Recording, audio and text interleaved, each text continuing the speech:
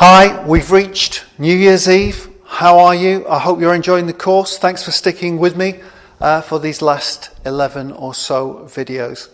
So, toxic goal number 11. Toxic goal number 11 is I must always be right. Now, here's the interesting thing. If you're talking about mathematics, if you're talking about science, if you're talking about anything which is objectively provable, then yeah, it's good to be right. 5 times 5 is 25.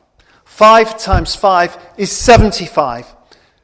Now, you heard that right. 5 times 5 is 75, and it doesn't matter how much conviction and passion and sincerity I say that with, I am objectively wrong. If you're talking about issues that involve objective matters, that, of course, is really important. You need to know your material. Now, there's something very interesting about facts, and there's something very interesting about statistics, and that is that you can spin them any which way you wish. Now, you can put a subjective slant on just about anything. Now, I'll give you an interesting example that happened to me some years ago. This is a long time ago, and I went to a party, and I was in the kitchen, and I got talking to this lady, and I said to her, asked her that iconic question of the early 21st century, what do you do? And she said, I'm an academic. And I said, oh, and what are you an academic in? She said, English literature. I said, oh, who's your favourite author?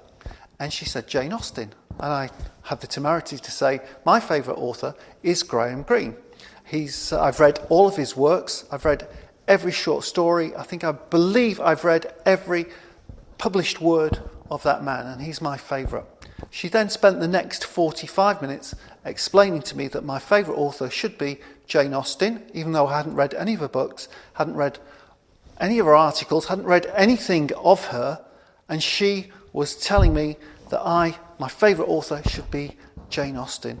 Now, this is what we call forcing an opinion on somebody. It's not very nice, and when you're cornered at a party like that and you can't escape, it's not very nice.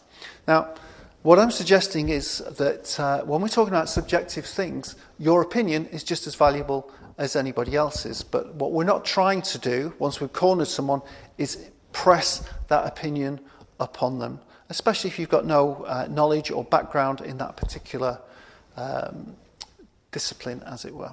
So you don't always need to be right, except when you're doing the objective things. Now, even with objective things, as I say, we can give a subjective spin or slant.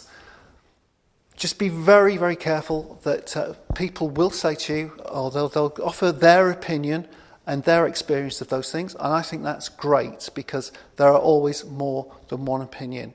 Now again, when we're sharing our opinion, I repeat, we should speak with conviction, we should say it like we mean it. If we want people to listen, then you've got to say it like you mean it. If that takes them to a better place than where they were, that's great.